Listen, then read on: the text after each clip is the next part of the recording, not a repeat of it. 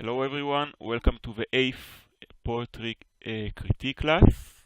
I will have to find my notes because it seems that my computer rearranged all my notes because I save them as post-it notes, but I'm going to start with laying out some rules again. I ask that no one interject. I'm not looking for excuses, I'm not looking for apologies. I'm just going to lay out how things are going to go because it appears I've been too lenient. Um, for those who don't know, we usually get through 5 poems every week. On rare occasions, we get through 6.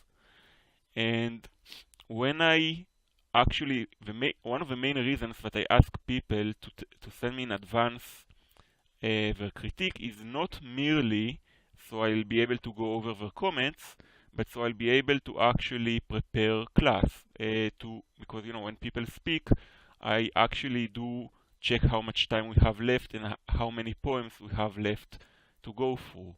If I don't actually know how many poems we are going to receive, then naturally I'm unable to do so. And if you've noticed, I sometimes use my own poetry or poems by published authors in order to fill the gaps.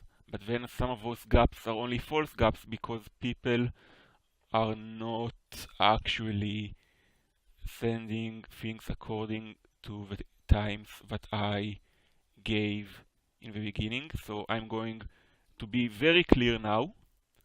If you want to get your poem critiqued, you have to send me a DM or leave me a comment on Steemit by noon EST on Wednesday. If you do it later than that, there is absolutely no guarantee that your poem will get critiqued, and if it will be critiqued, it will be in a manner that I will outline soon. Usually this class is first come first serve. I'm going to prioritize people who are actually in class, and I'm going to prioritize people who leave a actually thoughtful and effortful commentary. People who don't do that will get pushed to the end, where we'll have the also runs, where each of those poems will receive 5 minutes, more or less on the clock, including the time to read it, and then I'll go over it. And if there'll be time, someone else will also be able to talk about it in a very focused way, but these poems will not get the full critique treatment because there is no time, and considering that people did not actually take the time to either communicate with me or leave critique on others, I think that is only fair. There will be no exception to this rule, aside from Daniel, who puts a lot of time into actually running the challenge. And if people have reasons that they think for why they aren't going to leave critique, that is fine, but they too need to communicate with me by the time I outlined. For next week, I'm actually planning something special that is going to take me 30 to 60 minutes per person that will participate. People who want to participate will have to, by the latest, link me to a high quality comment by midnight Eastern time between Tuesday and Wednesday, because I actually need to spend real time and effort on each person that is going to participate in that. I doubt we'll have time for more than 3 people. So if you want to do that, I strongly recommend that you actually take the time and do it sooner rather than later. If you want to participate in it, you also have to be able and willing to have a working microphone with not cheat quality next week, and actually be willing to speak, because the people who, like, I'm not going to tell you what it is, but I think it will be worth it, but it will require people to actually talk quite a bit themselves. And I guess basically that's it for how we are running things. And yes, Tiger, I will be writing it in the notes from this week onward, because I am going to be strictly enforcing these rules. I also ask that while people that if you have a working microphone, I ask that people don't write things too much while we are actually discussing poetry, because it's sort of a secondary channel that is distracting from actually focusing on the class, and it's not fair to the people who are listening, especially since we're recording this, and the people at home, it's just more of a hassle. If you don't have a working microphone, it's fine, but if you have a working microphone, then I ask that people don't do so. For today's class, the 3 people who are going to get the full treatment first, and then we'll see who's... You can write something, Nerdikim. But again, I said this is not a discussion. This is me laying down how it's going to be. Like, this is most certainly not a discussion. I'm being perfectly blunt here. I don't want people to think that there's room for negotiation of any sort, because there isn't. Today's class, the people who will get to put forth poems will be Tiger, Katya, and Daniel, and I have a couple of poems by Emily Dickinson that we are going to go over as well. At the end, Saï's poem will be gone over as part of the also haves, and then whoever else is here and hadn't messaged me will get to have a chance at being critiqued, depending on how much time we have left. So, Katya, Tiger, or Daniel, please put forth a poem.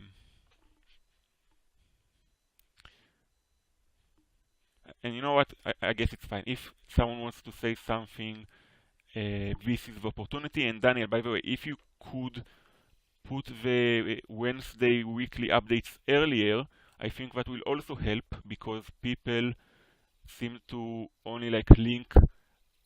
They seem to think that they need to link first for the weekly updates, and if the weekly update happens first, it might help them. Yeah. You mean putting the weekly update on Tuesday or so? Yeah. And sorry, Hazem, you too. I just lost the file I had with the notes. Yeah, if you do the weekly update a bit earlier, it will help. Okay, yeah, we'll see. I don't want to confuse people too much, since I told them to expect it on Wednesdays, but that does make sense because... And yes, Nadikim, as I said, if you don't actually have a microphone, then you should type. But I'm saying if you do have a working microphone, then I ask that you don't create chatter in the chat, especially not specifically about the poem, because that's cheating the queue of the people who get to speak. Katya, do you want to read your poem?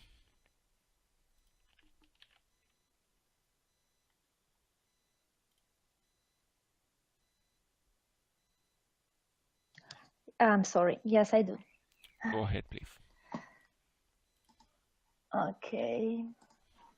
So it's Reverence for Beauty.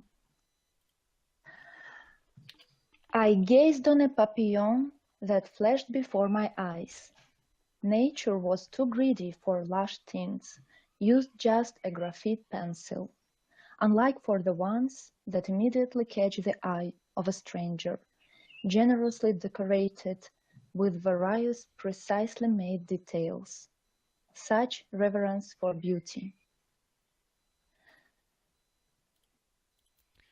Thank you, Katya. Just to ask, beauty fades, the flesh gives out. What is its role in... It's more of a writing notes.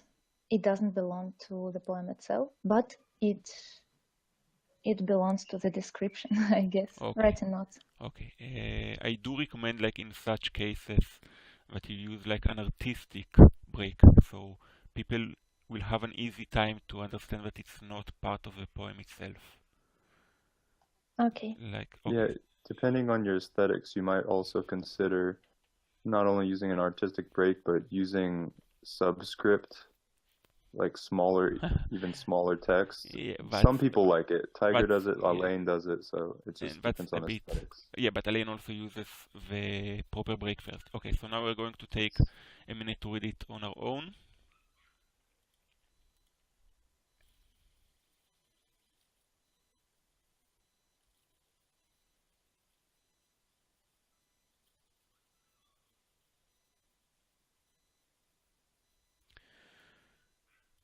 Okay, who wants to go first?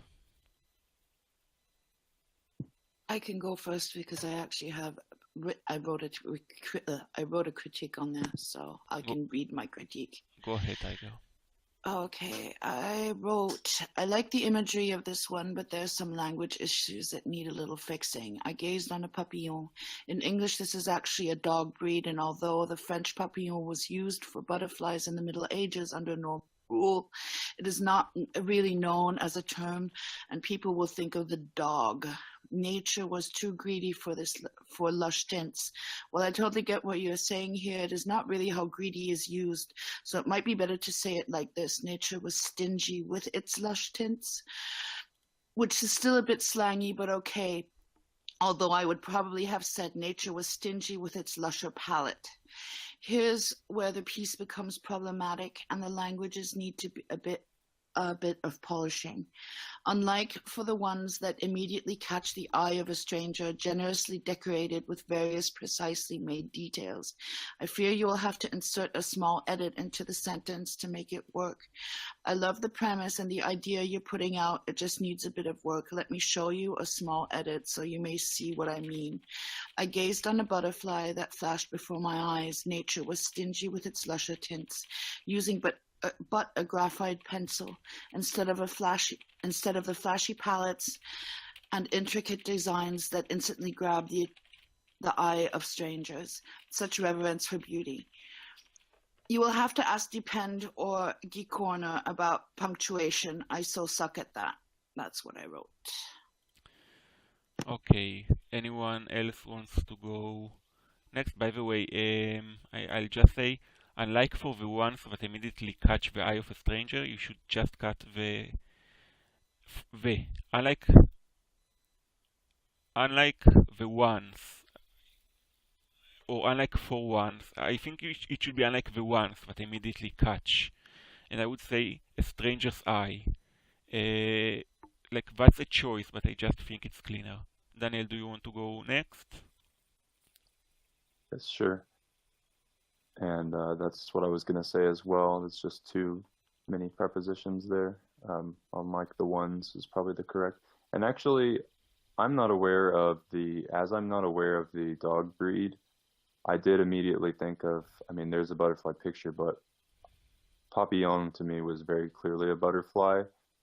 I just wanted to mention a convention that some people use in poetry when something is written primarily in one language and you want to highlight that a word is, say, from Latin or from another language. It can be italicized, and I don't know if I'm sure there are people that don't like that convention, but another thing that I kind of came to my mind when I gazed on a papillon, because of this sort of like whimsicalness and flow, I feel that it might flow a little better to say I gazed upon a papillon, like upon instead of on. Those are just options, but yeah, you could italicize that if you want to keep the French term, because I actually quite like it, and it's a more beautiful word than butterfly, in my opinion. Interesting thing, though, that eyes would rhyme if you actually use butterfly, sort of. I sort of agree with Tiger with greedy perhaps not being the right terminology there. I think I see what you're trying to do with it. It's just the associations with the word greedy are so strong and so morally based, and so such negative connotations that it's unfortunately hard to use that terminology in a more neutral sense. I do like this idea though. Nature is too greedy for lush tints. Use just a graphite pencil. Unlike the ones, I would just say, unlike the ones, immediately catch the eye of a stranger. And then the ending part also needs a little bit of work. Generously decorated with various precisely made details. It's not actually wrong. If you did keep it like this, then I would certainly hyphenate precisely made personally. So there'd be a dash between precisely made, showing that this is being used as an adjective to describe the details. I like how you experimented with your line length here. So I don't really have too much I would change about that Hello, type of sorry, I was formatting. on a call. Nerdy Yeah, Kim, Nerdy Kim, Daniel I'm is talking speaking. about Nerdy Kim, Daniel is speaking. Please Katya's mute your phone. microphone. So as far as the punctuation, let's see. That's before my eyes.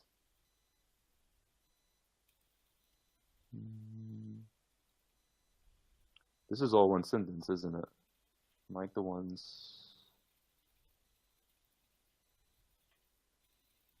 I'll let Guy talk about the punctuation.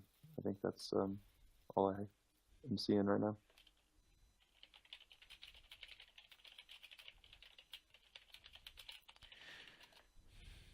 Okay, I will go next.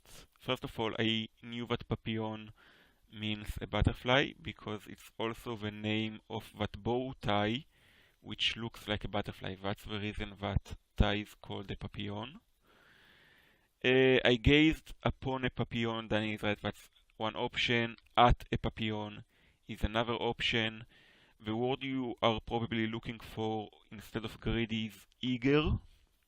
I really like the use of the word tints and then the imagery of lush tints as opposed to a graphite pencil. I think the first half of the poem is very well done, but then we get, unlike for ones that immediately catch a stranger's eye, like I already inputted my suggested edits, that's not poetry, and the line breaks here don't actually fit the content. It feels like you just broke the line because you didn't want it to be one very long line, but it is one very long line with nothing broken. And when you have generously decorated with various precisely made details, there are too many adjectives and adverbs here, words that don't actually carry their weight. Like, I can see trying to flesh something out, but at some point it's too much. Like, do you really need the word various? Like, I get that the precisely made actually helps, and generously decorated also sort of helps. Like, so various definitely needs to be cut, but all those in such close proximity to one another is a bit too much. Such reverence for beauty probably needs a dot at the end because you do use punctuation in this piece. So the lack of punctuation here does detract. I do like that it's a hanging line. Reverence is a good word. I could have seen such attention for detail, such reverence for beauty, like as a couplet at the end. Like, I think the first half of the poem is really good, but I think that the second half needs both some editing and actually being shaped up almost from the ground up because of the extra long line that is just not poetic. Anyone else wants to comment on Katya's piece? Me actually. Go ahead, Nerdy Kim. Okay. Well, thanks to Katya today, I know the meaning of papillon. Papillon. The only nice poem and nice breakage in the lines. Yeah, I like that. But the only issue I had with it was also the use of language, and I'm not I think she could be vindicated because of our native language, and to an extent, I think that's lawful. That's okay. So, Nerdikim, there's a lot so of noise in your surrounding. oh, sorry for the noise. So, the use of words like the using an adverb before a kind of adjective or something, like it was not like too okay, and I use a preposition for like gazing and all of that. So that was the only issue I had with it. But very nice poem, short, precise, and the message was really passed. But thanks to Katya today, I know what a papillon means. Okay, Katya, do you want to say something before we move on? Yeah, of course, I wanted to thank you all because for me it was experimental. I think I've never tried without writing without rhymes. I rely on rhymes even if they are,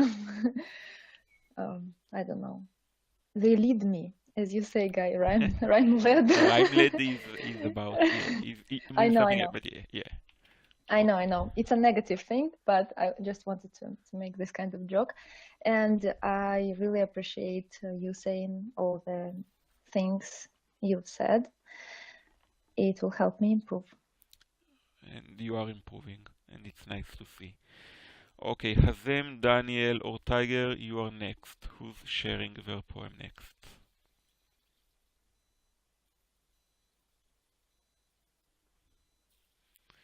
And Daniel, I suggest that you take the time to find a poem because you usually don't have one at the ready.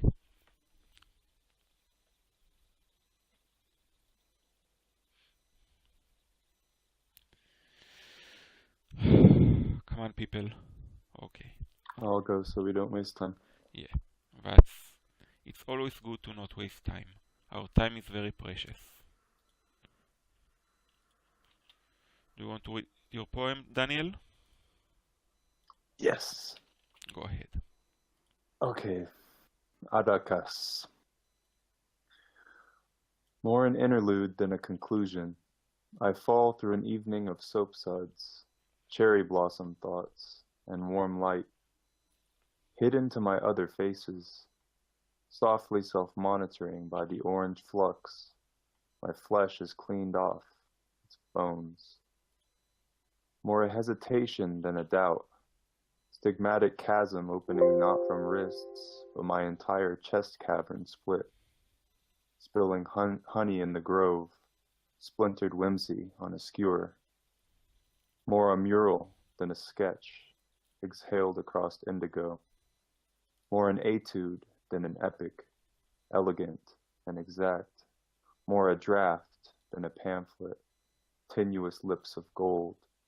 More a dance than a play, more a query than a scroll. And Daniel, you mentioned it yesterday, but I do want you to spell out what adaqas means, please, before we go on. Yes, it stands for a day, a question, a song. Okay, and we are now going to take a minute to read this piece on our own, and then we'll discuss it.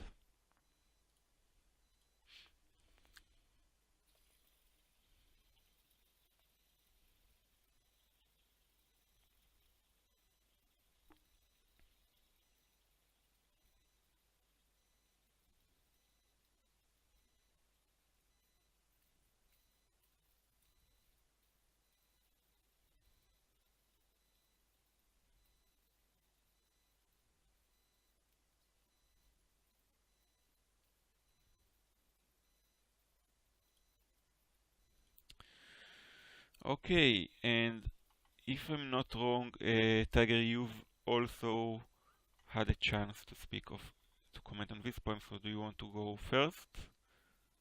I can do that. I didn't really comment on it. I just gave him, he was doing a query on what the acronym meant, but I can go first. Go ahead. I'm not completely sure what he's saying in this poem, what it is. I suspect, at least what I get out of it is maybe toying with like this toying with the idea of love or lust. Basically, when you're in this mood where you see somebody or something that might remind you of what love or lust could be like, and you've been, you know, and you're not sure if you want to engage, but it feels good, but it's, you know, but it's, you're not quite sure, but you also have your explicit ideas of what you want to do. So it's like more an interlude than a conclusion. So basically more like, maybe should I or should I not? And then, but like in this sensual mood, I fall through an evening of soap suds. So it's like cherry blossom of thoughts, but it's like his more grown-up thoughts, or his, it's not even grown-up thoughts, but I'd say like the part of him that basically would not want to engage is not allowed to play here. It's sort of like he's indulging this part of him that he usually wouldn't indulge. Then the more hesitation and doubt goes into that as well. The stigmatic chasm opening not from wrists. You do a lot of the wrist cutting thing, Daniel. It shows up a lot, but this is, so it's definitely showing that it's not like a depressed thought or a depressed, so it has nothing to do with cutting with wrists, but the entire chest cavern split. So there I'm thinking it's like, you know, that a part, the playful part, or the part that remembers what that can actually be, actually holds this feeling, you know, or holds, you know, a want for this, but wants it in a specific way. So by toying with this thought, like the heart spills out, and the splintered whimsy is for me, at least, I have the like fragments of memory of, or fragments of how basically, you know, how one basically wants relationships to be, or wants sexuality to be. So the best versions of it, and you're sort of like mulling over it, so it's skewering over a fire. But so the more mural than a sketch, that to me at least, because I might be completely off on this poem, but it means to me that there's a detailed outline of how the best possible version of love or lust or whatever should be, and therefore, you know, it's a mural. It's detailed, and it's elegant, and it's supposed to have substance. And so it's more a draft, because like you're thinking, yeah, maybe not. So how would this like look if I would engage? Then basically wanting to have it out there, because you don't really, you know if it's time or not time. And then more dance than a play, more query than more dance than a play. I'm not quite sure what it means, although it means, I think, probably more like it's more, comes more from feeling than, you know, a play is words and has, you know, has dialogue. So it's more like, it's, dance is communication, but it's more communication through feeling than it is communication through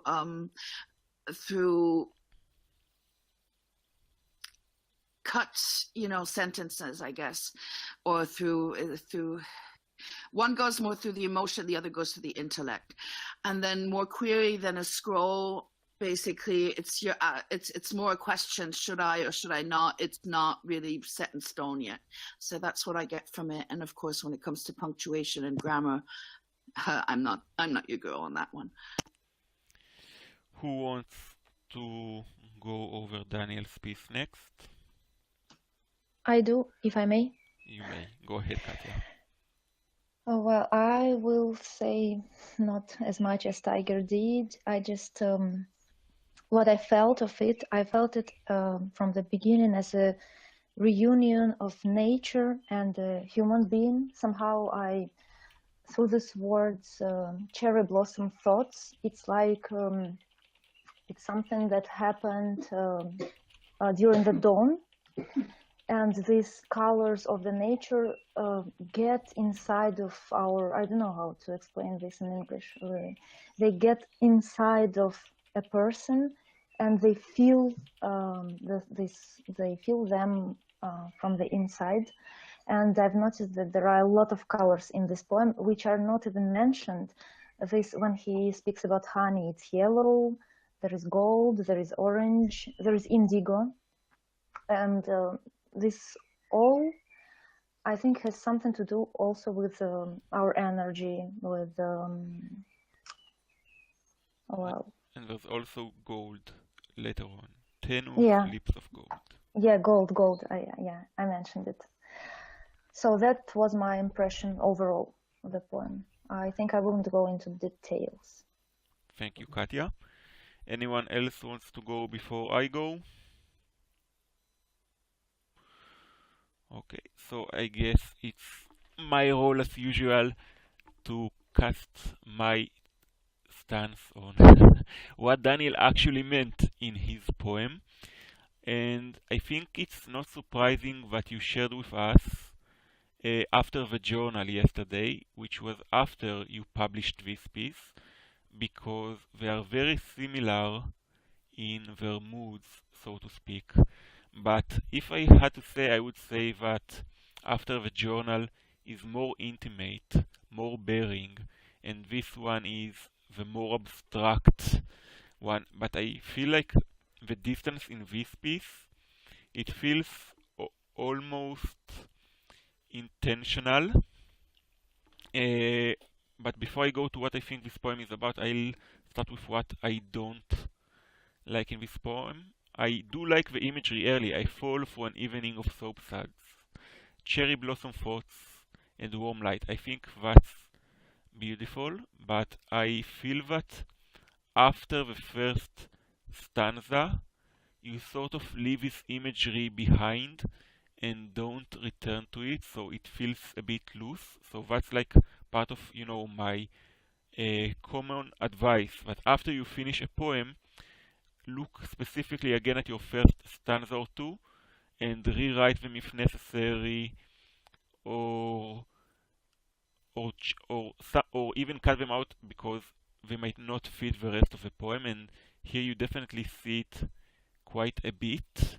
By the way, my entire chest cavern split, that really made me think, of 3 days longing, where I say I look down at the caverns of my chest. But spilling honey in a grove, I like this image here as well, because it's like a bear or a lightning splits a great tree, but something good comes out of it.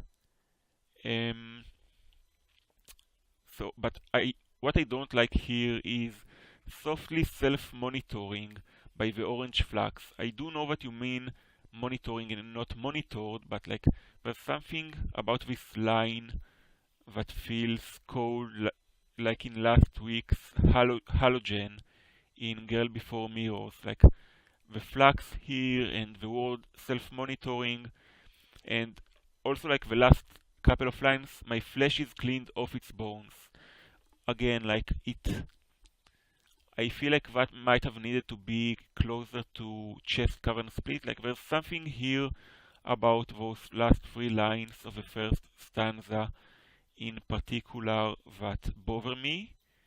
And splintered whimsy on a square also feels a bit too twee, as we've discussed that word yesterday, so I don't find the need to do so again.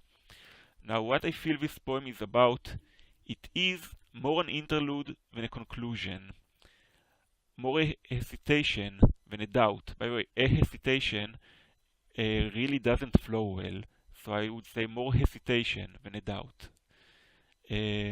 More a mural than a sketch, more an etude. Etude, for those who don't know, is a short musical piece, where it being short is one of its most important aspects than an epic, more a draft than a pamphlet, more a dance than a play. So what it's about being incomplete. It's about searching rather than finding. It's about beginning the journey rather than finishing it. So it also sort of fits when I feel I have nothing to say worth saying, also from last week, because it's Daniel talking about how my flesh is cleaned off its bones. So he's talking about how he is an interlude, more of an interlude than a conclusion. He's saying also like his life is not done, and he's nurturing his hesitation and indecision rather than because a doubt, rather than saying I don't believe this or I believe this, and that his life is still a work in progress, and it is still part of something greater, because a play is not part of something greater. That is the greater thing. A dance can be part of a play. A draft can yet become a pamphlet. An etude does not look to be an epic, and so on and so forth. And that's my take on this poem. And like, it also fits the imagery of the tree, because you look at the growth it's going through after it was cleaned off, so to speak, and you can actually look at it after you can monitor it, because the flesh has been cleaned off and the chest cavern has been opened for you to peer inside. Anyone else wants to say something off of what I said?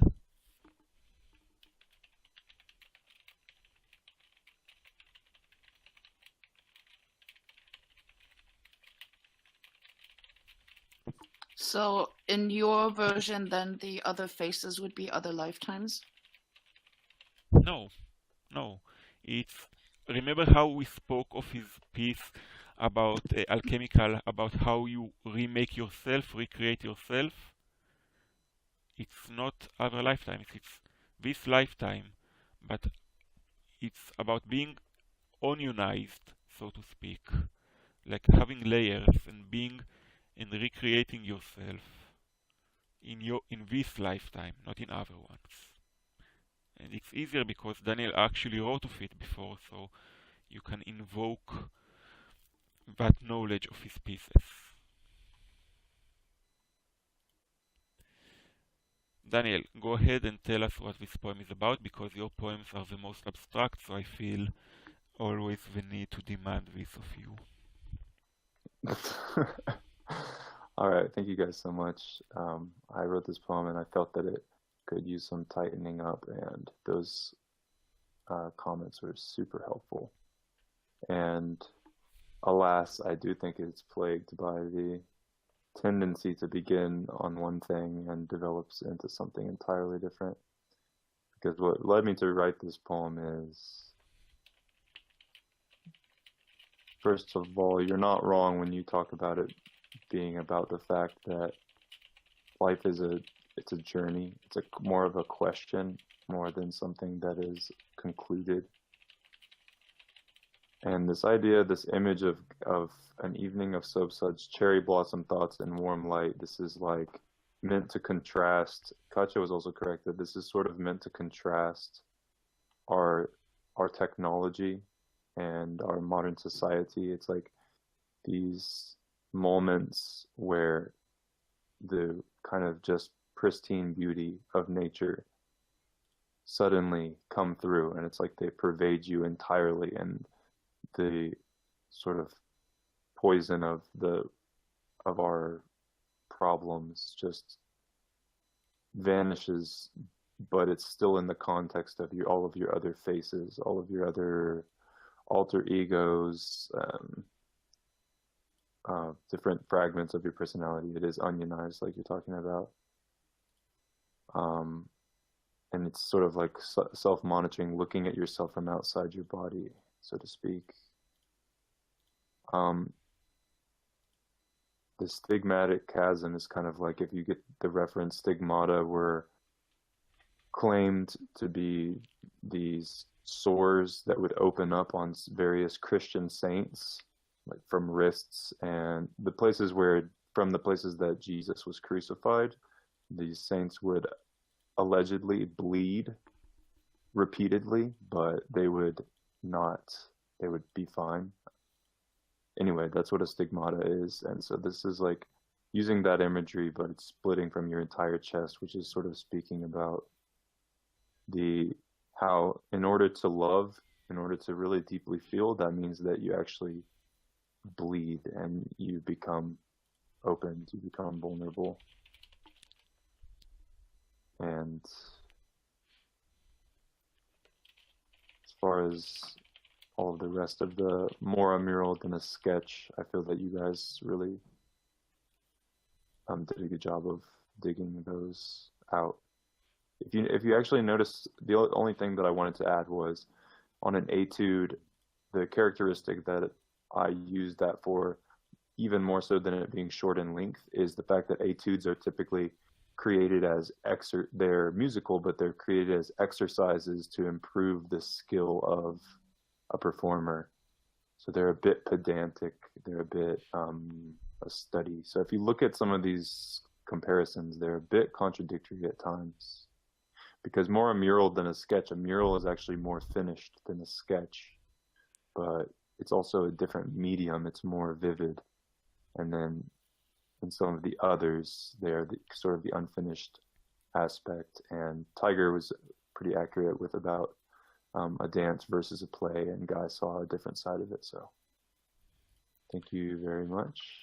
Okay. Thank you, Daniel. And Hazem, it's your turn. Please share a poem. Do you want to read it, Hazem? Can you read it?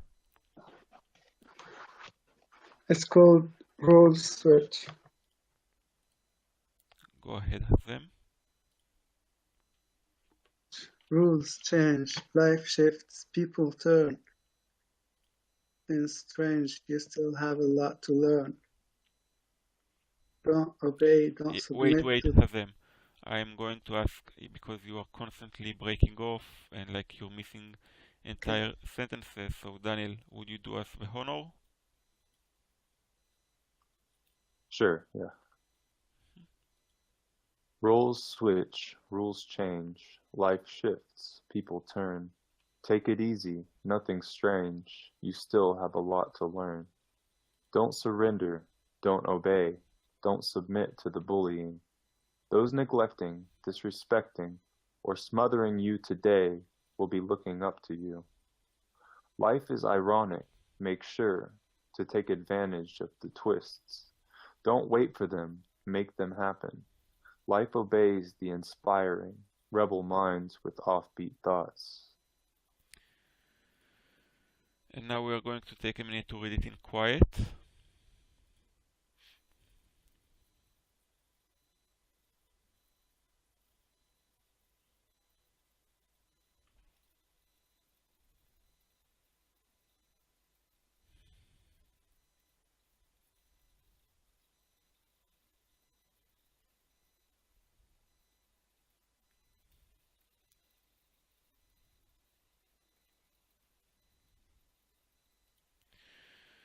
Who wants to go first? I'll go first. Mm-hmm. So first of all, after we've gotten to look at a lot of your pieces, one thing that I've noticed is your poetic voice is unique in how it's looking specifically at psychological, emotional, mental sort of facets without invoking any sort of external imagery. Like you're going direct to these, you're not trying to use a bunch of symbols, which is actually an easier way, if you do use the symbols, an easier way of addressing it, but I do feel that it makes your poetry unique since you go straight, because for instance, you're talking about roles, rules, life, people. There's a lot of general terms used, even bullying, neglect and disrespecting. These are sort of more, I guess you could say, universal tendencies of humans, and you sort of explore that. And I'm sure that there will be perhaps some opinions expressed to the contrary, but I was quite fond of how it started with rhyme and went away from rhyme. Many times I wouldn't like this, and I usually see the opposite pattern, people concluding a poem with a rhyme even if it's non-rhyming because it feels very final. But personally, the reason why I enjoyed it was because it helped in the last stanza paint the picture of offbeat thoughts, because it was certainly sort of jagged and offbeat, to go away from the rhyme scheme. Now into some nuts and bolts. Let's see. First of all, good job on being pretty consistent with your punctuation. I do think if you're going to go off the pattern, rules switch, rules change, life shifts, people turn. Take it easy, nothing strange. You still have a lot to learn. That one's perfect to me, punctuation-wise. I would add a comma probably after obey. Don't surrender, don't obey. Or even a period or a semicolon, something there. Don't submit to the bullying. Those neglecting, disrespecting, or smothering you today will be looking up to you. That seems fine.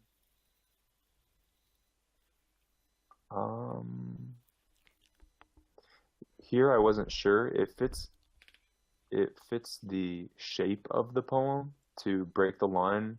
Life is ironic, make sure to take advantage of the twists, but I wasn't sure about if it should break on two or not.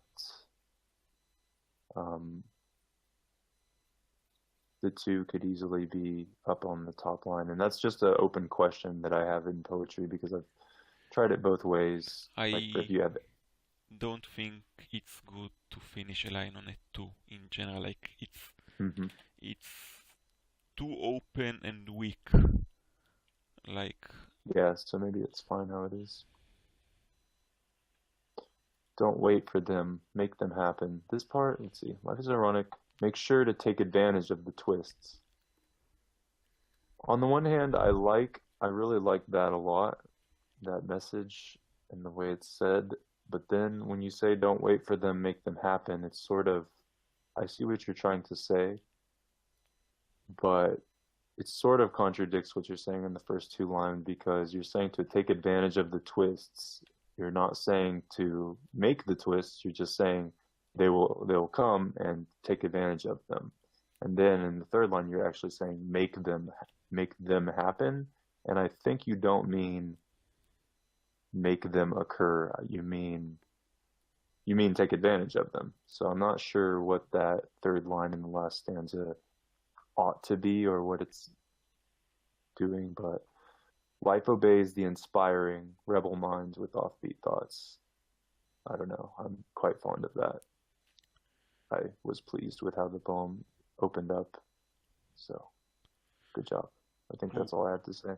Thank you, Daniel. Who wants to go next? I'll go quickly. I don't have much to say. I too like the beginning and the rhyme and the going into the non-rhyme because it fits for this piece. Pretty much everything I like except to don't submit to the bullying. I feel that it snags for me personally. I would kick out the and just say don't submit to bullying. But that's just me because I hate the and ands and whatever. They annoy me a lot, so I try to get rid of them. And like Daniel, I'm a little confused on the to take advantage of the twist and don't wait for them to make them happen because those are two contradictory messages.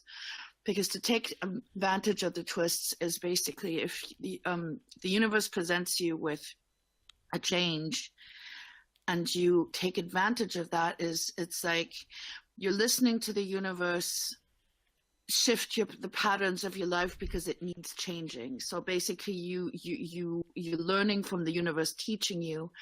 And then if you say don't wait for them, make them happen, you're saying don't listen to the universe, don't and make your own way.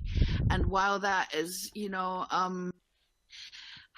it's so which do you mean here? So later on when you answer, I'd like to know which do you mean here, because depending on what that is, you would have to rearrange it. Or if you want to just say don't wait for things in your life to happen, or don't wait for somebody to tell you what to do, but make your own way, that would fit against with the universe, because the universe is something completely different than society. But either way, that little piece needs to be working in my view. And yes, I do like the last line. Life obeys the inspiring rebel minds with all free thoughts. I do like that a lot. It's a really nice conclusion, and you are getting better and better. I really am enjoying to see your growth, and that's all I have to say. Well, Hazem, it's fine not to answer anyway. As you know. Katya, do you want to go? Or anyone else wants to go before I go? I'd like to go. Who said that? Because I don't see anyone in class. Nerdy Kid. Okay, yeah, go ahead. Actually, like, thumbs up, as in, like, I think the first time I read his first poem I read, like, he was jumping off a cliff or something. I really liked it because since when I knew him, like, he's been working as a kind of, his poems have been, kind of motivational, like it's kind of personal, not relating to the shape of the poem or something, but it gives it passes his message in a kind of, precise, direct form, and the reader like captures himself and pictures himself, in that same situation. That's one.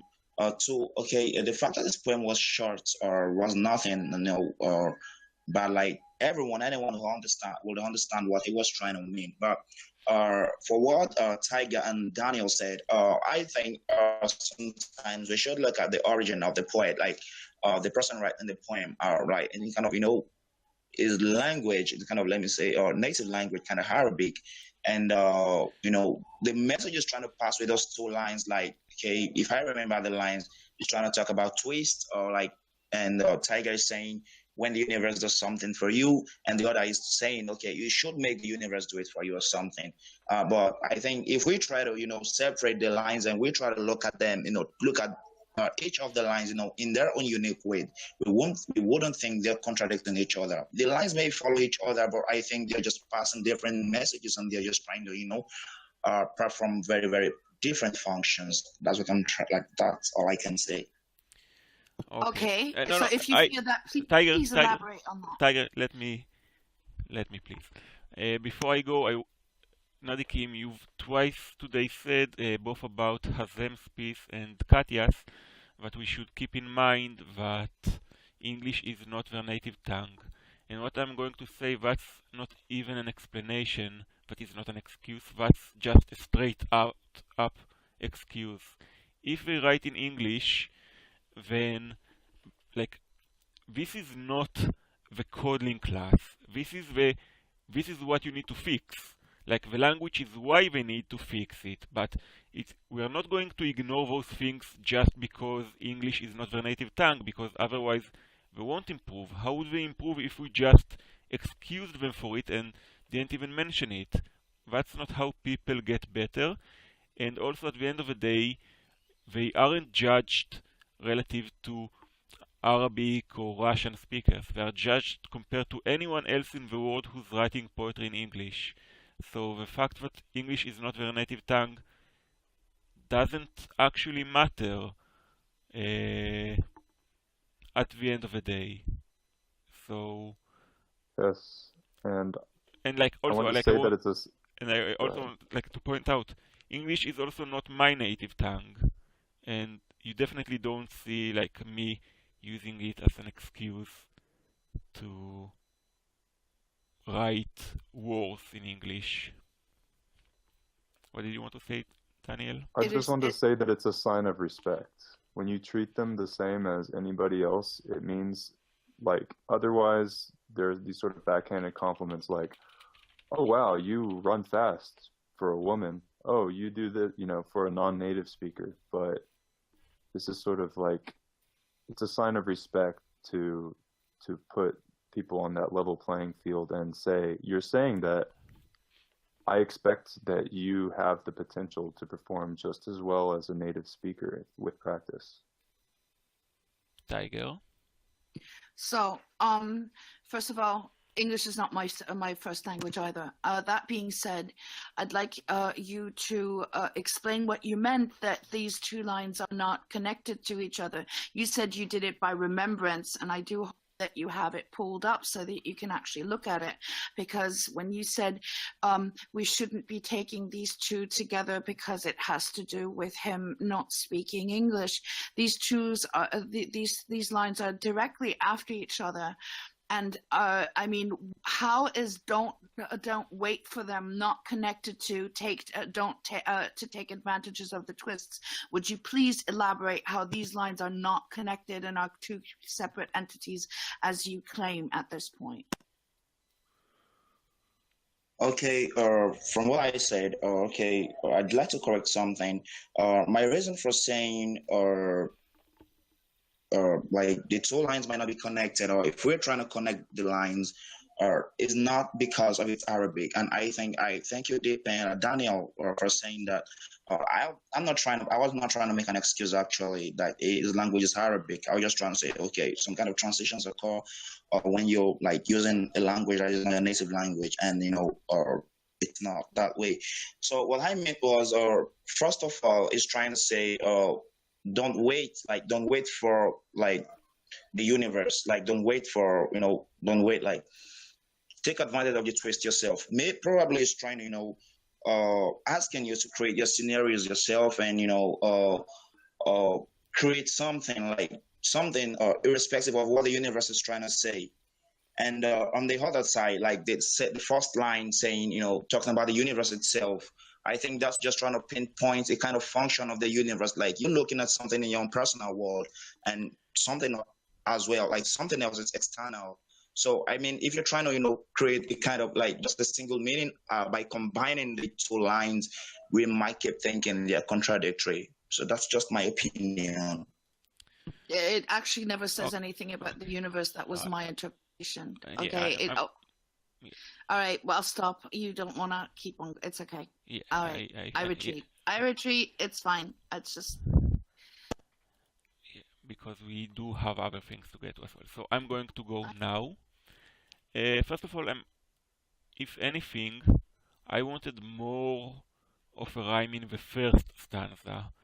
Take it easy, nothing strange. And when I feel like you need a comma there or a semicolon instead of a period, take it easy, nothing strange. You still have a lot to learn, because like the first three lines, like the first two lines are perfect, absolutely perfect. The first three lines are really good, and then it sort of snags on the fourth line, even though it still rhymes the learn with turn. And the second stanza, like obey, by the way, does rhyme differently with today, but like I feel like aside from the point that you also need a comma after disrespecting, both because the Oxford comma, but also because of how it's written here, but I feel like bullying, neglecting, disrespecting, smothering, like it doesn't actually flow, especially disrespecting, because like listen to the words, like bullying is pretty short, neglecting short and flowing, disrespecting, it's 4 vowels, like disrespecting kills the flow of the stanza. Like if you read it out loud, the moment you get to disrespecting, bam, you're done. I feel like the last line will be looking up to you, like that feels a bit too much like from, yes, you are muted, Steve. That feels like too much of a motivational nonsense, like that all those motivationals you see online.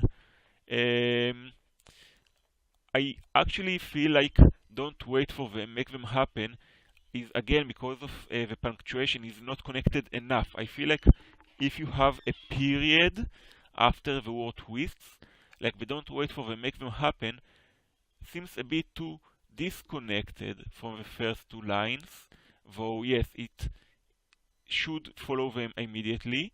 And the last couplet is actually, I know you are not muted on my end. I mean, we can't hear you, Steve, but you are muted on your end. But what I don't like here, life obeys the inspiring rebel minds with offbeat thoughts. So like life obeys, that's one thing, and who does it obey? It obeys the inspiring rebel minds with offbeat thoughts. And that's too wordy. Like it means the inspiring rebel minds who have offbeat thoughts. Like that's very, very wordy. I don't like it. Also, make sure to take advantage of a twist is one sentence, and I mean that, and it should also be like one line. I feel you didn't do it because you felt that the line would be too long, but the break here just doesn't feel appropriate at all. Like life is ironic. Make sure, and then like a break, which feels like I feel like the first three lines are great, but then you need to tighten up from there on. Some of these is like changing a punctuation choice or two will make things flow smoother, removing the word disrespecting for something else. Those neglecting or smothering you today, like, do you actually need the disrespecting? I feel you don't. Those neglecting or smothering you today will look up to you, or something. Like, I feel like that's a small change. The last stanza needs the most changes. Do you want to? Hello? Yeah, we can hear you now, Steve. Go ahead. All right. Somebody must have unmuted me because all of a sudden you guys can hear me now. All right. I just want to go over this real quick, and I'm going to start driving again soon. Just give me a second. I need to get back to the poem because I had to go into the settings. All right. I have a real tiny thing to say when he is doing that. The reason why I like the last line, although Guy was reading it strictly as grammatically it is, the inspiring rebel minds with offbeat thoughts, I think I liked it because of where the line break was, because it presented a double entendre to me, that it could be saying life obeys the inspiring, like in the abstract, the inspiring, whatever that would be, and then rebel minds with offbeat thoughts. So I actually saw this as a purposeful ungrammatical construct. So yeah, my problem with that, I just want to say, is that he has a couple of other places where he has line breaks without punctuation, and in those cases, like, make sure to take advantage of a twist. That's definitely not an actual break, you know. So you can't. I feel like you can't actually have in the same stanza in both cases. Like you need. yeah, I think it would require to have that read be clear. If that's what you were intending, Hazem, I would put a colon or an M dash or something like this after inspiring to show that these are, I And don't maybe know. like I think like one of And I don't know the if that's intended or not. It's just why I liked it, because I yeah. read it that way. And like every time I actually read the last two lines, I read it as life rewards the inspiring rebel minds with offbeat thoughts, because then it changes the way it works grammatically, because it's not the inspiring rebel minds who have offbeat thoughts, but it rewards them with something, with the offbeat thoughts, and like that I think is better. Go ahead, Steve. Wait, All before right. he does, I just wanted to No, say but You know, she's two driving. things. I Tiger, don't Tiger, have let him time. finish. Because I I'm gonna really don't forget. have time. If I don't get to talk Yeah. now, I'm not Steve, gonna okay, do it, Steve. All right. Let me see here. I really like this poem a lot. And I don't think there are really too many things to change in it. This is my own personal opinion. I think the punctuation is set up in the first stanza. So after it's set up in the first stanza, you kind of have to keep to that. For instance, the commas, you know, don't surrender. Oh, did this change? Did that comma just appear after obey? Did Hazim edit it? Because now there's a comma after don't obey. But anyways, Yes, and have them don't do that while people are actually speaking of your piece. but that is what I was gonna say. You set it up in the first part, Hazim. So I would say that comma is definitely needed. And then when you don't use any punctuation at the end, it works well for me as long as the sentence is continuing and there is no punctuation. So even that very last stanza, the very last two lines, life obeys the inspiring rebel minds with offbeat thoughts, I like it just the way it is. That's my own personal opinion. But I think that even the wordiness of it, it works for me, especially with the word offbeat put in there, because the last line itself is offbeat, and it reminds you of the title, which is Roll Switch, and the whole thing is about being off. And I just want to say, Hazim, I really love this poem. To me, it speaks to your wisdom. I know how young you are, but you are a leader, and your joy that you find in life, it comes through in your poetry so much, and I love to read your poetry. I just want you to know that. And it's getting so much better. I mean, I'm impressed how fast you're growing. And that's really all I have to say. Sorry about that, Tiger. I didn't mean to be short. I just need to start back up and get driving again. It's okay, love. Don't worry about Thank you, Steve. And yeah, Tiger was in the wrong here, and I am actually like flat out saying it. Go ahead now, Tiger. Yeah, what I wanted to say was, well, first of all, I just love the last lines. The only thing, maybe like the comma after the inspiring, but I really love those last lines, so please, please don't take them away. When it comes to the spot where Guy said, the neglecting and disrespecting or smothering you today, I see where he said it snags, but I disagree on what should disappear. Because if you take away from the bullying, it would like really flow really well. Don't surrender, don't obey, don't submit to bullying, those neglecting, disrespecting, and then you get rid of the smothering you today. So it would be those neglecting, disrespecting you today will be looking up to you, because I think it's the or smothering that should disappear and not the neglecting, disrespecting, because they give that stem cell some kind of, I don't know, it's like like welcome bumps on a sculpture that gives it character. So I wouldn't get rid of those two. I would get rid of the smothering, and that's all I have to say. I only wanted to say, I only suggested cutting disrespecting, not neglecting. To stay with, don't submit to the bullying, those neglecting or smothering you today. Like, I didn't say to remove both the neglecting and disrespecting. Okay, Hazem, do you want to respond very quickly?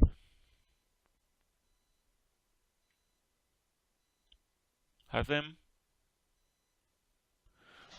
I would just say thank you, and I will edit it. Yeah, and don't edit again while people are actually going over it. That's a bit rude, because like the thing we spoke of, it's no longer there while we are speaking of it. Okay, Tiger, you are the next to share a poem. Please go ahead. Do you want to read it, Tiger? I can, although if Daniel is up to it, I'd rather have him do it. My voice always sucks when I read. Your voice doesn't suck while you read. Fine, I'll read it. Thank you. Okay. And the title first, if it has. Title is Treehouse. The treehouse looks the same, but it isn't.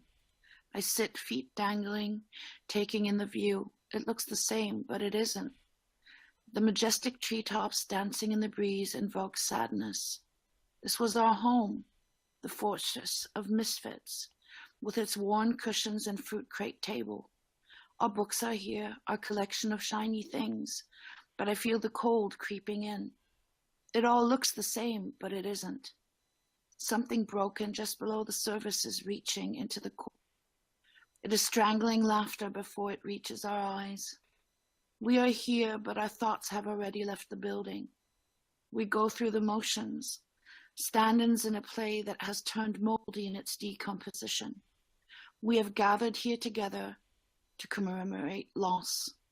We bury the past in mason jars, the same rituals, the same inside jokes, now counterfeit approximations. We shout goodbyes, flee in every direction. We shall not come again.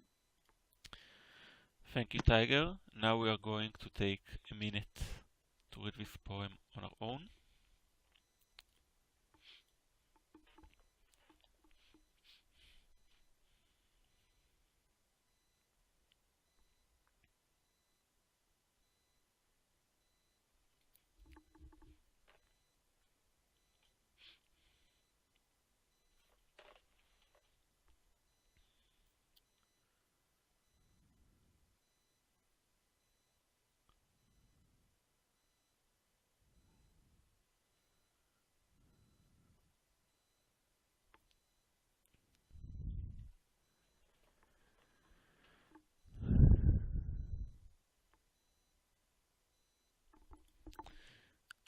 give me just 1 second because my cat demands being let out, and then we'll discuss this poem. And Daniel, you will go first, but give me 1 second.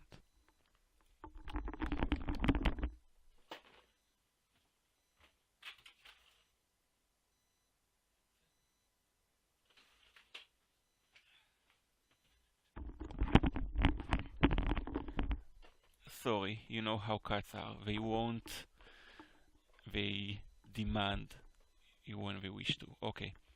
Kids and fur kids always come first. Yeah. Go ahead. Worn cushions means like the padding in a sofa that has worn out, that got old. That's what it means. Okay, go ahead, Daniel. All right. So on this piece, I could feel the sadness that was in it before we get to the third line where it says that it invokes sadness. And I'm not sure that you need to say it straight out because it really is in there just from everything looking the same, but it isn't, like expressing this sort of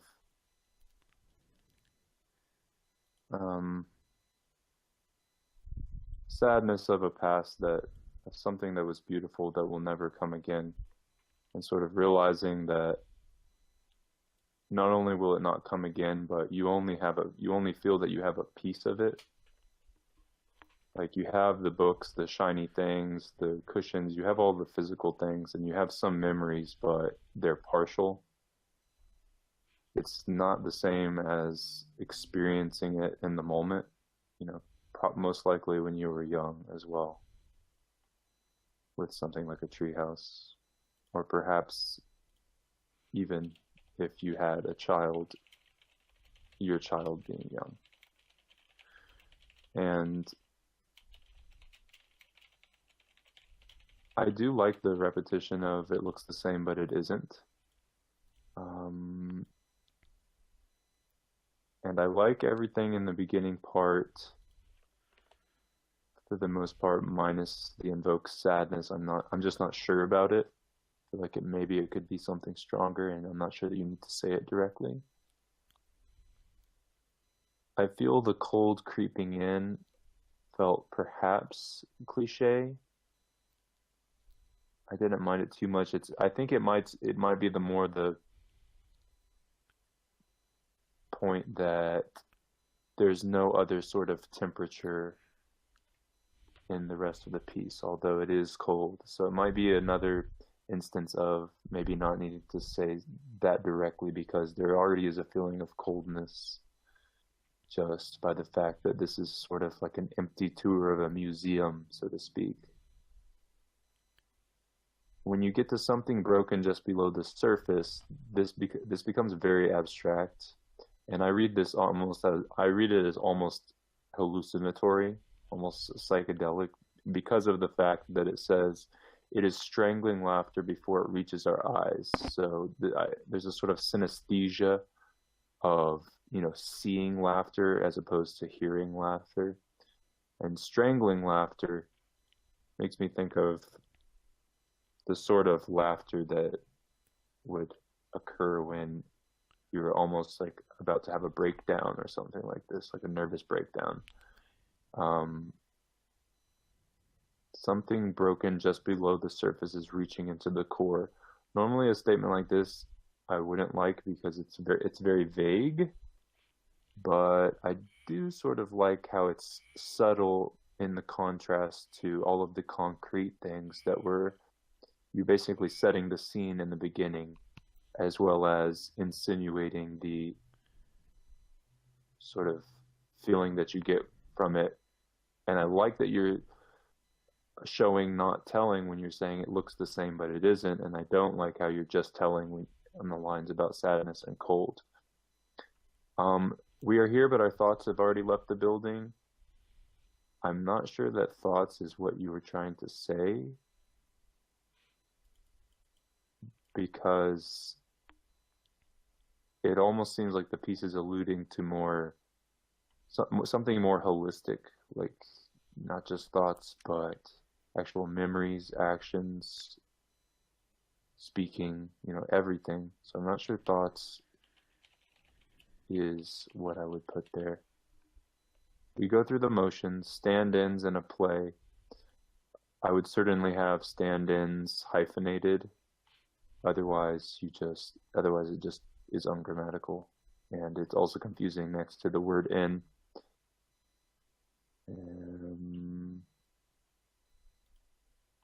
In fact, sometimes when I'm in these situations, like stand-ins in a play, I would search for another word, like substitutes in a play.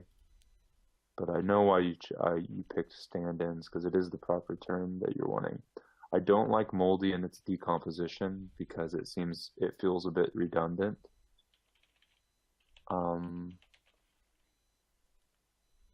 I like burying the past in mason jars. Inside jokes might need hyphenated as well. And I would also put some punctuation there. The same inside jokes, maybe another comma, because I feel that would also paint the repetition of the same rituals, the same inside jokes, now counterfeit approximations. And as far as the conclusion, I'm just not sure. Like we shout goodbyes, flee in every direction, we shall not come again. In fact, we in the entire piece is interesting because it feels more that you're speaking of yourself, and there's a sense of isolation here. So I think you should be very intentional where you're using I and where you're using we, because when you use we, it conjures that it is yourself and someone who is perhaps not present, rather than being multiple people all being present there, because there's a feeling of isolation. So I really enjoyed the piece. I really felt the sadness coming through, like right from the beginning, even from the image and all of it. So those Thank are my you, thoughts. Daniel. Anyone else wants to go? I know Katya wants to go because she always wants to go about Tiger's poems. Go ahead, Katya. Yeah, I can go fast, quickly. I felt that it was about group of children. At first, she's talking about herself. I see it in this line, the second one, and then she uses we, and in the very end, I understand that it's about a group of children, because this line, we shout goodbyes, flee in every direction. It's like when it's the evening, children stop playing, everyone goes to their home. That's why it didn't give me the impression of a mother and child or something like this. I think it's all about children. And I also feel the sadness as Daniel, because it never feels the same when you're an adult. It never feels the same as it felt in childhood. That's why she says that the same rituals, the same inside jokes, now it's just approximations, because it's really difficult to feel again, to live again through this. Oh, well, that's pretty much it, what I wanted to say. Thank you, Katya. Anyone else wants to go? I'm going to sneeze. Sorry. I'd like to go. Go ahead, Nerdikim. Okay, great poem and nice imagery. Like the way she portrayed it, great punctuation, and the way she organized the lines, and not really breaking it into stanzas, because it was kind of fascinating, kind of like just one message. But what came into my mind while I was reading the piece was, is she talking about a tree house? Is this piece really talking about children? Because there's suggested me. The first one about fortress and misfits. So my thought was, like from the beginning, it was okay. So it was about children, but fortress of misfits. If there were a group of children at least there can still be a kind of general characteristic about them. But if it's a fortress of misfits, it's like a kind of community, like a kind of group of people, like who are seen as or like outcasts or something. So it's like a kind of place of. You are roboting very hard, Nerdiki. So that's when all our thoughts have left the building, just like a kind of part, like a part of the community has kind of defected to another thinking faculty. That's another one. Or there are rituals or something. That's one of the things that make me start to think that, is this a kind of community? Are we talking about a tree house here, or the tree house is just a kind of is just a kind of symbol of a community that protects and houses a group of people who are seen as outcasts by the outside world. So that's pretty much what I want to say. Okay, and I'll go now, and I'm also going to take the opportunity to answer you. Things can be both symbolic while actually being true. An easy example would be look at a Supreme Court. A Supreme Court is a physical place, but it is also the symbol of the rule of law, of justice, supposedly. So the fact that something is a tree house doesn't mean it's not also symbolic. Like, I don't think it's a metaphor. Like, inside the narrative of a poem, I'm pretty sure like there is a tree house, but it is also symbolic. The two things are not contradictory, they are not mutually exclusive. Okay, now I'm going to go about the poem. First of all, it kept bugging me. Your usage of hyphen is inconsistent. In the very first line you have a space before and after the hyphen. In the second line you have a space only before the hyphen. In the standalone it all looks the same, but it isn't. After the very long "our books are here" line, you only have a space after the hyphen. Come on, Tiger, get your act together. Also, in the very final line you shouldn't have a space before the ellipses. That's actually grammatically incorrect. In the third line, the majestic treetops, dancing in the breeze invoke sadness. If you don't add an extra comma after dancing in the breeze, then it's actually like two parts of a sentence. The majestic treetops and then dancing in the breeze invokes sadness. So, and I know that's not what you meant, so you need a comma there after the word breeze. Something broken just below the surface is reaching into the core. I'm fine with that line mostly, but I would have considered reaches into the core, because this poem isn't really written in the perfect tense, so it doesn't really fit. But then if you look at the next line, it is strangling laughter before it reaches our eyes, sort of like what I told Hazem, like the it here, because it starts a new line, it's a bit unclear supposedly what it is speaking of, especially because your piece keeps having it or looks the same. So is the it is strangling laughter only relating to the prior line or to the same it as before? And likewise, it is strangling laughter before it reaches our eyes. We understand that the second it is not the same it as the first, but from a strictly pedantic grammatical standpoint, it is quite awkward to use the it here in the same sentence without any punctuation to refer to two different things. I don't have an off the top of my head solution for that, but it is something to think of. As to the before it reaches our eyes, the laughter, like, I didn't have a problem with that. Like, I knew what it meant. Like, laughter can be seen in people's eyes. Like, when people are actually genuinely laughing, genuinely happy, you can see it in their eyes. Like, there's a very real difference between smiling only with your lips or your face to actually smiling with your eyes. So I did like it here. I did like the piece as a whole. I liked the Fortress of Misfits. I liked the invocation of, like, we bury the past in mason jars.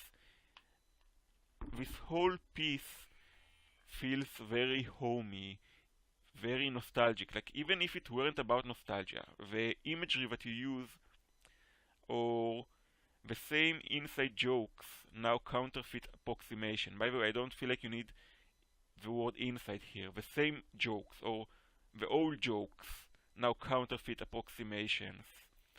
I do feel like I really wanted for there to be it all looks the same, but it isn't as the final or the penultimate line too, because I feel like after you've used that repetition, I felt like I wanted it another time again at the end. Also, standing, we go through the motions. Standing in a play, like I could even just like finish it there, and I think it's like a really good image. Like I think there are a lot of, or also like fruit crate table. Like I imagine that, you know, like the children like making do, like just making do with just an empty crate for a table to play games on. Like I felt like this piece in terms of imagery was very strong, but I don't disagree with Daniel that there are a couple of small things that could be cut because they are saying after you've already shown, so you don't actually need them for the piece to be as strong as it is. Anyone else wants to say something? Or perhaps as a reply to anything anyone else said here? Okay, go ahead, Tiger. You are absolutely on the money when it comes to the laughter. It's actually scientifically proven that if people don't really mean it, it actually, there are pointers around the eyes, markers that show if somebody's actually really feeling laughter, smiling really. It will show up around the eyes, actually muscle movements, and are lacking if they do not really feel it. And that was what I was referring to. I think that Daniel might have a point with the majestic treetops. I can't edit it because it's 7 days old, at least not here. But so I'll think about that. Definitely when it comes to the punctuation and commas and things like that, you guys are 100% on. I suck at that. And I never know when to hyphen. And you're right. And I was sloppy with the but it isn't hyphens. But I mean, like hyphening between words, I suck at that. I never know when to use it or not in any language. So if anyone has tips for me outside of this now, that would be great because I really never know how to do it. The biggest tip is if the words are actually like if one modifies the other, like you need to read them together, use a hyphen, but regardless, you know, there's no excuse for the spacing to be different in each case of the hyphen in the same piece. Okay. Kim surprised me because he was right. It is about community, but also Guy is right that it's about both. It's not really childhood, but the images or the golems used to portray what's going on in that community are children in their treehouse and real, so it has a dual reality there. Then when it comes to the cold creeping in, the reason that was in there is because it's happening in that moment. It's basically a last get together of a community, basically where, you know, it's while it's falling apart. So he was not wrong in that. What did I want to say? There was something that I just forgot. Where is it? Yeah, I have to put a comma there. And so it does, and the we has to do with the community, obviously. So it's not, while the protagonist is alone first, the other ones do show up, but I never said that they show up then. But it's Daniel was right that in the beginning, protagonist was alone, but then, you know, everyone comes in and that's where the we comes in. And that's pretty much it, I think. I probably forgot a few things, but thank you very much for all the tips and interpretations and all that. As always, very much appreciated. Thank you. We are now going to read. This is going to be as an also ren because I actually have another poem after that. I assume, say, does your microphone work? If not, Daniel will read it, and I will critique it, and then we'll basically move on, or maybe I'll give someone else a very fast opportunity to go over it. But okay, Daniel, can you read this poem, please?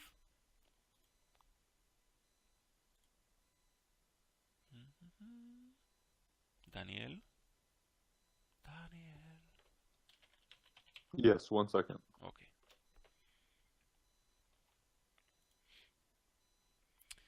And yeah, I gave Sai some critique on his critique, and hopefully next week's critique will be better. Okay. Yeah, I did wonder. You know, I usually judge by people's avatars, so I'm a cat, as you can see.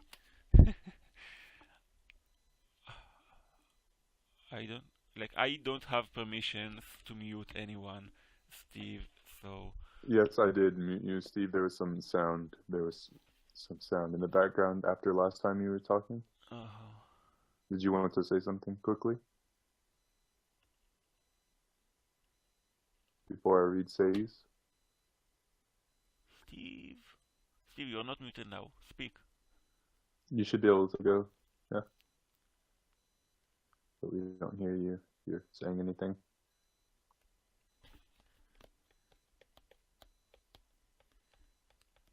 Steve.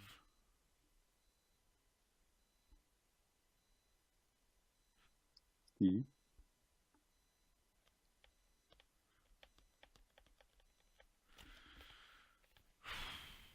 Steve, last call, Steve. Oh, you guys can't. We can hear you Can now. you hear Yeah, Okay, now yeah, we you can. just need to push Alright. to speak. Okay. I'm gonna change it over because I want to look at Tiger's poem real quick. I only have a couple quick comments. Mm-hmm. All right. The first part of the poem where the sadness comes in, I think if you put an hour or a my or a your in front of sadness, I know it might change the meaning, but maybe not, depending on what you're trying to say. And I think that it would give it more of a tangible feel than just sadness. As far as the hyphens, they don't really bother me too much, except for the fact that they're not, consistent on how they're done. But I think it's kind of good to mess around with punctuation and find your voice.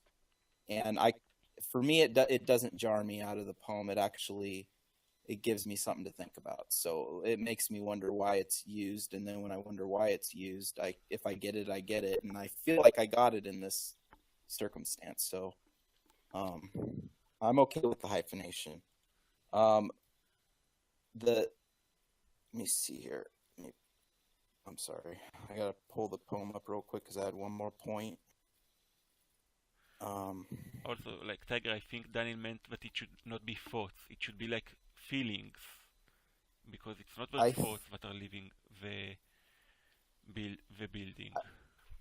I have at the very end of the poem, after the same rituals, the same inside jokes, I'm wondering, I like the image of the mason jars so much, it almost seems like a great place to end the poem. And what comes after that just kind of doesn't seem like it's really that needed. Maybe it is, and if so, maybe it would have to be said another way in order for me to justify it after such a strong image with the mason jars that feels like an ending. And the line, we have gathered here together, then the hyphen and the to commemorate loss. I think you could get rid of the to commemorate loss and just say we have gathered here together, and then go straight to we bury the past in mason jars, and that be the end of the poem. But that's just some input. That's just like, personal things I saw. Like a lot of times when I write a poem, I go back through it and find things that are unneeded or unnecessary or are too much. A lot of times I don't. Sometimes I leave that stuff in there, but it's kind of fun to do every once in a while. And that's all I have to say. Thanks, guys. Yeah, thank you. And the reason I'm chuckling is because the critique you most often get from us is that you need to employ less is more to find the core of your poem and cut out the things that aren't. Okay, we are back to Sai's poem. Sai, my apologies, is a she, not a he. And, sorry for the wrong assumption. I go by avatars in chat or voice when voices are there. Daniel, please read the piece. Okay, I can't hear anyone. I think I have some issue with my Discord. We can hear you. Let me reset briefly so I can read this. Okay. We but he can't hear that we can hear him. For those who missed the beginning of a class, this is going to be an also ren, which means that Daniel is going to read the poem, and then I'm going to basically go straight ahead and provide my critique for it, and then if we have time, someone else or two people on the outside will get to also comment on it. Go ahead, Daniel. Yeah, I'm back. And one last thing on tigers, since I didn't get to address the punctuation with the hyphen. In my case, I prefer, if you're going to do a structure like that where there's these dashes, I would either use an M dash with no spaces, which by the way is the right way, but some people like a guy and Niche and others prefer a space after or before the end. What is an M dash? An M dash It's is the long longest. hyphen. But actually It's the longest longer. hyphen. It's N dash, I think, is longer. Yes, and the N dash, M is the longest, N is a little bit longer than hyphen, and hyphen is the shortest. So the other thing I was going to say, I either prefer an N dash, which is the slightly longer one with a space on either side, or an M dash with no spaces. Those are my preferences. I think they look the best. So I can provide an example after. I think and I know technically, Danny, you probably use M dash too much. Like some of the places you use an M dash should be a hyphen. Read Emily Dickinson. And hyphens should have a space before and after. Okay, now let's move beyond the punctuation. We are running out of time. We still have stuff to get to. Awakening. Yeah. Take it away, Daniel. Okay. Waking up to the light, blinded almost by the brightness, the soul shines forth. A being stands not far from the sight. A soft scent is present, whether it is jasmine or rose scent. The place is flooded by light. There is no room for dark or night. When thoughts hang heavy in the mind, bringing down the morale of the kind, let alone and go towards the light, which lies buried deep within, all right. Life is a journey where you live and learn. It is but a next step in the stage of evolution. Okay, we are going to take about half a minute to read it on our own.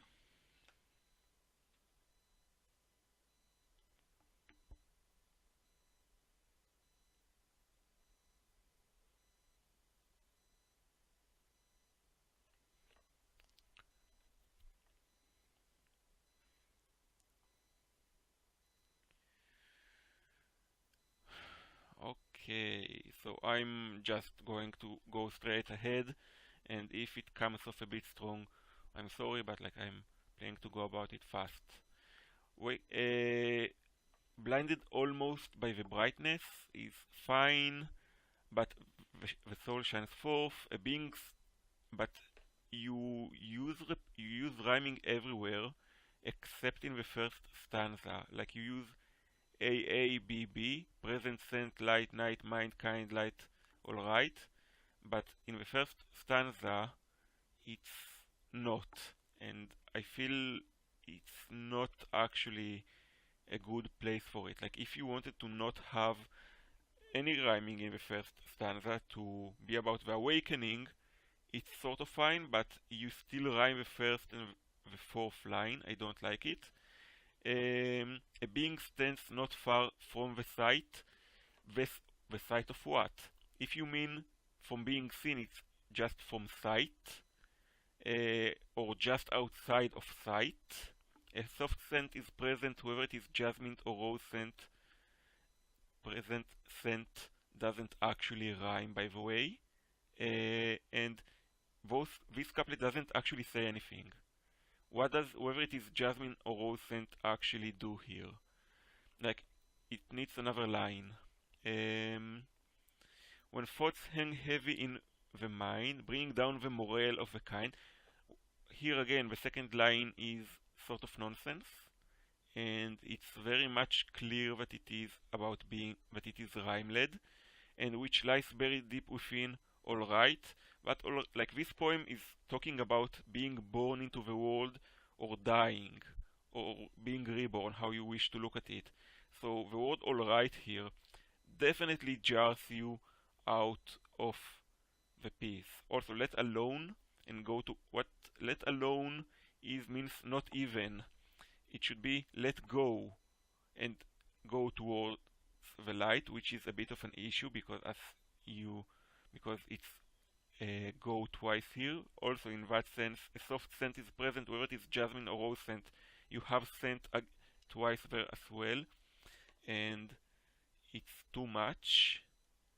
Life is a journey where you live and learn. It is a next step in the stage of evolution. That's extremely clunky. It is but the next step of evolution. That's what you need to say.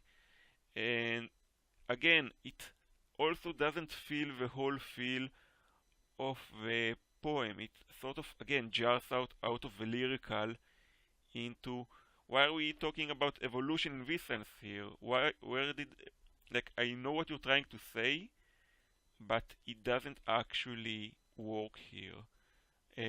Like, I definitely feel that this piece needs basic English editing, but like, I often speak of how people who use rhymes have too many lines that are rhyme-led, and this is definitely a piece that suffers from that affliction. And we have, let's say, 1 more minute. Daniel, do you want to say something?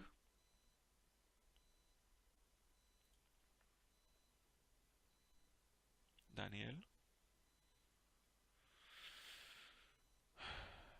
You are most welcome, Sai. I hope it will help. It seems Daniel is not here, and this is at the time of the also ran. This was from actual inspiration. Sai is saying, Daniel, are you here? Yes, I'm here. Mm-hmm. Can you hear me? We can hear you now. Okay. And so we are done with the time for that poem. Yeah, and say, as you probably missed it, but in general, I say that an explanation is not an excuse. Like, at the end, if a message doesn't pass through, like, actually explaining to us where it's coming from is not necessarily the best thing. So we are going to read. So the one thing I want to, I'll go on, quickly. but I just want to say on Sei, I'm really excited that you decided to bring your pieces forth. And Sei's been writing for a very long time. It's just that it's not English is not the native language. So I think that your pieces can become very strong if you'll work with people to edit them for English.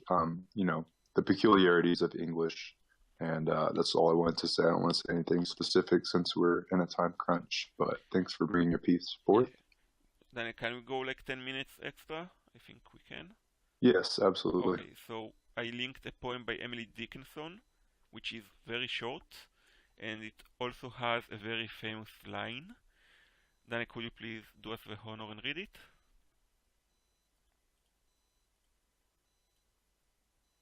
Yes. Bye-bye, Katya.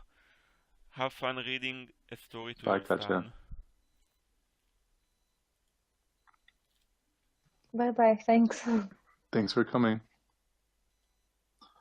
Okay. Fame is a fickle food upon a shifting plate, whose table once a guest, but not the second time is set, whose crumbs the crows inspect, and with ironic caw flat past it to the farmer's corn, men eat of it and die. And now we are going to take about half a minute to read it in quiet.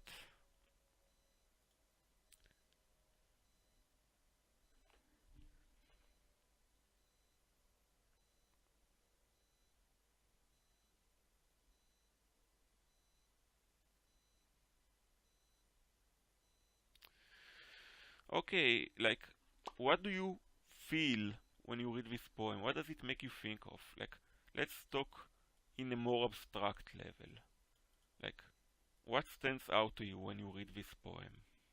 Anyone, please go ahead and like give me something small. What stands out to you when you read this poem? Capitalization. She's only capitalizing the first word aside from the farmer's corn because it's a place. The way she breaks the lines. What? Like a guest, but not the second time.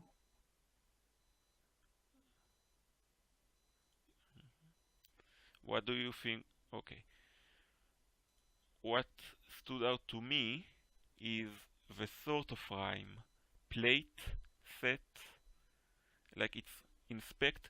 It's not exactly a rhyme, but like look at fame is a fickle food. That's alliterative, and like she's not. And then like with the plate, set, inspect, it's not rhyme, but somehow when you read this poem, all those small alliterations like flap past it to the farmer's corn, or even like ironic co, where the hard C at the end, co, ironic and co, and the crows, like it sort of flows very well. Like even without a lot of rhymes or consistent and repetitive alliteration or repetition, it sort of feels as if there's more repetition here, more alliteration here. Like this poem is like, if you know, like they say of a house, it's larger on the inside than it is on the outside.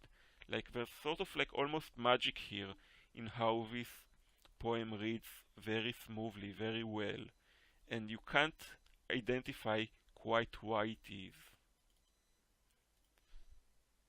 What do you want to say, Daniel? Yes, and there's also a technique here which I've never heard anyone talk about because perhaps it's not considered to be as such, but if you look at crows inspect and ironic caw, this is a technique that I see a lot of poets use, if even subconsciously, where, for instance, there's a word starting with a C and then an I and then an I and then a C, so the order is reversed. And it's a sort of subtle thing because it's not always noticeable in the sound, but they do occur relatively close together.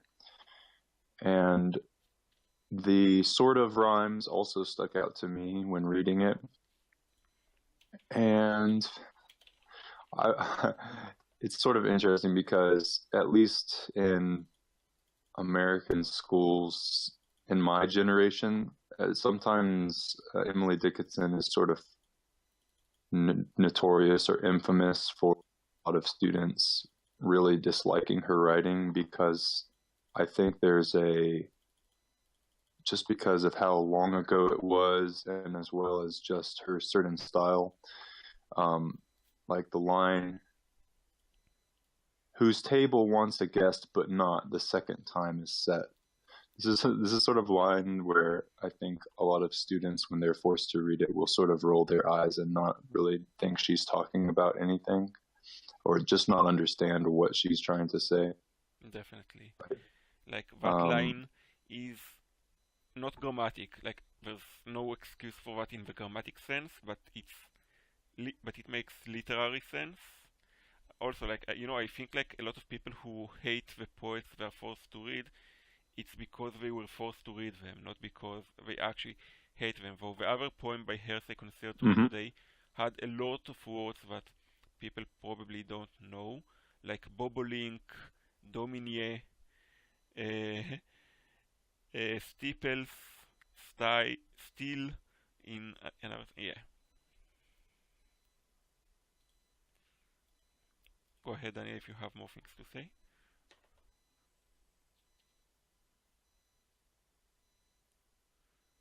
I'm not sure I have anything else to say.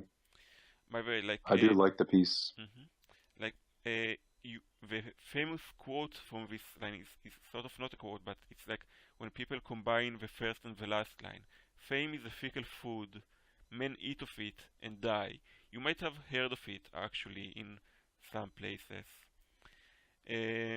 But like if you look at it, like one of the images here that is very subtle, upon a shifting plate, which is both a shifting plate, a plate of food, and also a shifting plate is like a tectonic plate, which causes an earthquake. Like it's something you can't rely on. And again, like a table, because a table is also a geological term, you know. It's not, but yeah, but whose table once a guest, but not the second time is set. Like that's a very weird line. I agree. Like it's like